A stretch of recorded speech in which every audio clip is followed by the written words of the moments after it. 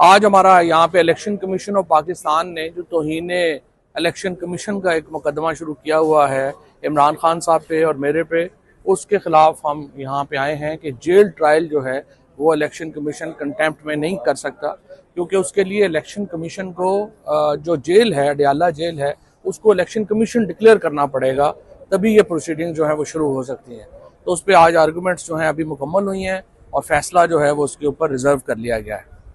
उसके बाद जो इस वक्त वैसे जो मुल्क की सूरत हाल है, देखिए जो सारी थ्योरी थी कि अरब वर्ल्ड इमरान खान के इतने खिलाफ है कि वो पता नहीं अरबों डॉलर के ढेर लगा देगी पाकिस्तान में, ऐसा कुछ नहीं हुआ।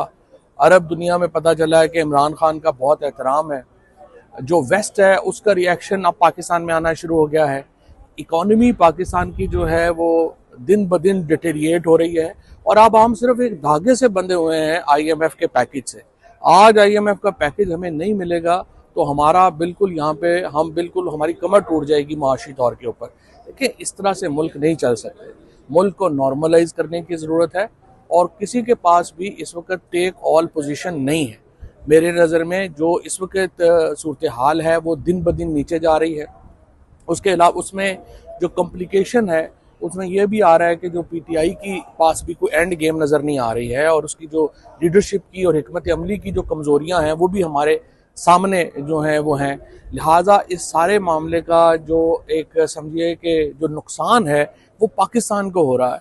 और मेरी फिर यही बात होगी जो मैं हमेशा से करता आ रहा हूँ कि इस वक्त तरीके इंसाफ के लिए बहुत ज़रूरी है कि वो अपोजिशन पार्टीज़ के साथ जो अपना इत्तेहाद है उसको फॉर्मलाइज करे। मौलाना फजलुर रहमान, जीडीए, जमात इस्लामी से इनकी लीडरशिप की मुलाकात ही नहीं हो रही, बाकी तो बाद में वो करेंगे।